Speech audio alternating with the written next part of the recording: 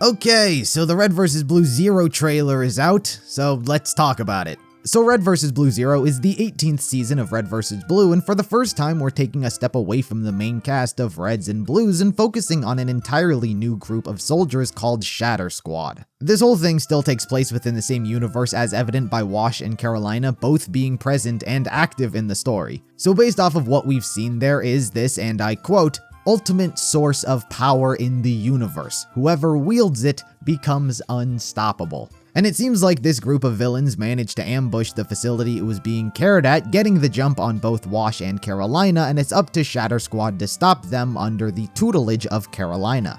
And honestly, that concept alone makes me interested because this is like Project Freelancer 2.0. But this time, instead of being run by the director, it's run by his daughter. So it should be interesting to see if she exhibits some of the habits and teaching methods that he did as well. At the end of the day, Carolina, for the majority of her life, lived in this type of world. It's the environment she knows well and good, and yes, while the director may have been a bit of a dick with shady practices, sometimes results aren't based on morality. In this trailer, you can see how carefree the group can get, and who knows, perhaps she is going to have to pull a more authoritarian trainer like her father. Honestly, I hope this sort of concept gets touched upon at the very least. Above all else, that's what I'm most eager and excited to see because the rest of the trailer, oh boy, did not do it for me. And I'm sorry to say, but it's just true for me.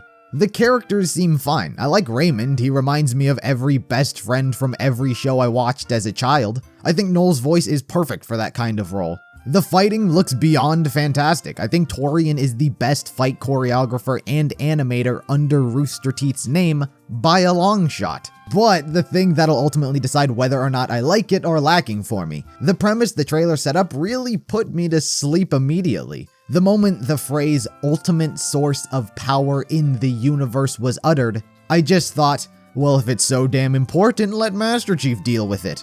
Red vs. Blue has never been about the stakes. The whole universe is going to explode through its cheese holes if the main cast doesn't intervene. It sounds like a cliche. I want to destroy the universe and the world with this ultimate power because I'm upset or something like that. I'm not saying there couldn't have been like a powerful source of thing, but literally the ultimate source of power in the universe? That's too stupidly over the top. Yes, the gods from the last arc were stupidly over the top, and everyone hated that as well. I will say thankfully, it's not literal god over the top, but it's still a little too high.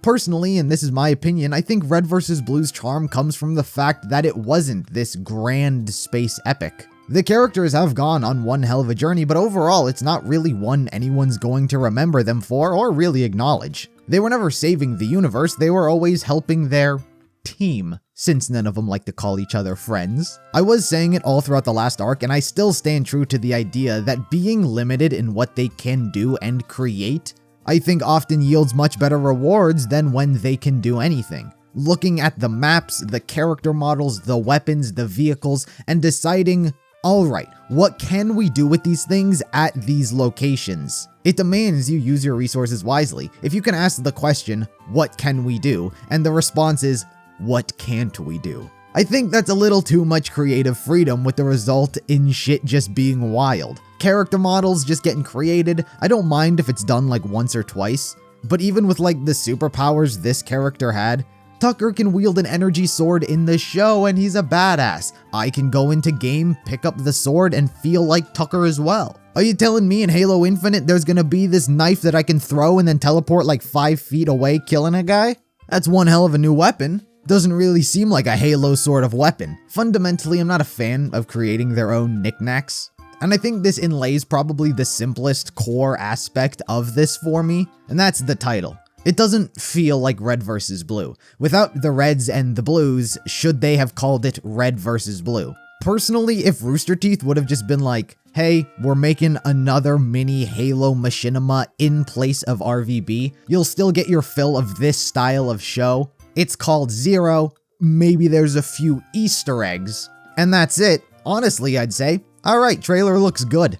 Dialogue's still pretty cliche. but nothing I'd really complain about. It looks fine and good, but it just doesn't look like Red vs. Blue. Hopefully the show is actually better than the trailer for me. I by no means am going into this wanting it to be bad. I hope the characters are all great and have well-written arcs, as well as having the season fit in naturally with the universe of Red vs. Blue, without it feeling like some knockoff brand that was cheaply attached with the brand name just so that the company can make some money. But those are just my thoughts on it. I want to know your guys' as well. Do you think this trailer was great? Was it everything you were hoping for? Or are you more along my mindset? Anything and everything, be sure to let me know in the comments below, and until next time, I'll see you in the next video.